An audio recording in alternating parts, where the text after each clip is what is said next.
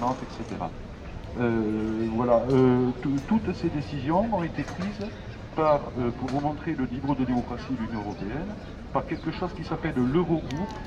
Et l'Eurogroupe, ça n'existe pas. Hein.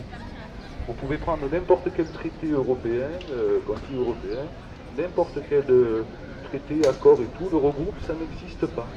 C'est-à-dire qu'ils ont réuni un groupe qui n'a aucune existence juridique, aucune existence institutionnelle, même dans leurs lois, même dans leurs traités, et qui a pris toutes les décisions. Voilà, c'était le ministre des Finances.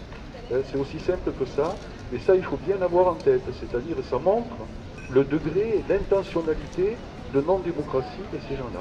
Bon, qui a été résumé par la phrase de Juncker, qui a dit à la veille du référendum, il n'y a pas de vote démocratique contre les traités. C'est-à-dire, ben voilà, on ne peut pas s'exprimer plus clairement. Ça veut dire, vous ne pouvez pas voter, ou si vous votez, c'est pour le fun, quoi, mais ça n'aura aucune conséquence. Voilà. Donc, ça pose cette question, ici en France, dans tous les pays de l'Union européenne, bien sûr, ici en France aussi, ça pose la question de la sortie de l'euro. Et donc après la sortie de l'euro, plein de gens peuvent avoir plein d'opinions, moi j'en ai beaucoup, des précises et tout, mais bon voilà.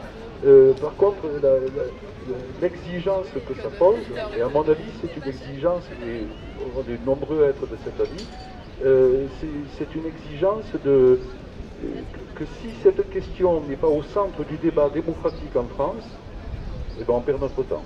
Voilà. C'est aussi simple que ça. Hein. Je veux dire, des organisations politiques, syndicales, quelles qu'elles soient, qui ne répondent pas à cette responsabilité, qui disent on va faire l'impasse là-dessus,